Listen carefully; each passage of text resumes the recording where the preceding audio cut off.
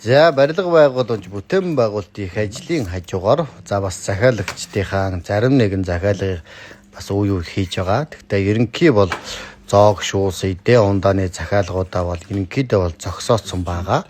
5 сарын гэр нь 10-аас ирнэ эхлээд сайхан Монгол зоог эдээ шүүсээ гэр нь гаргаад эхлэнэ хэмээн сэтгээд барилга бүтээн байгуулалтынхаа ажил руу шамдан орсон байна. За үүнд саксны талбай, хүүхдийн усан сан, хүүхдийн гол, гүнжийн цамхаг, ханхүүгийн цайз, хүүхдийн тоглоомын талбай, за мөн хүүхдийн машины зам гэх зэрэг олон янзын хүүхдийн тоглоомод хийж бүтээнэ гэсэн сэтгэж ажиллаж байна. За мэдээж бас томчуудад зориулсан сүүдэр сарвч гольфийн талбай, гольфийн тоглоомын хэсэг гэх зэрэг юмнууд хийн. За ингээд энэ Солонгос руу манай зоог буюу өвчүү толгой сүүлийн маань ингээд захиалсан байгаа.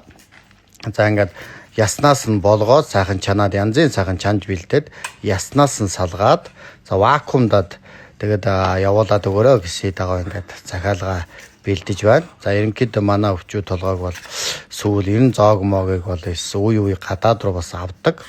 Гэхдээ энэ удаагийнх бол ингээд сайхан болгоод чанаад яснуудаас нь салгасан байна. За өвчүүнийх нь яснаас нь, толгооных нь яснаас нь салгаад вакуумдсан. За сүүлийн нь болохоор тэр чигээр нь ингээд явуулсан байж байгаа байдал байна.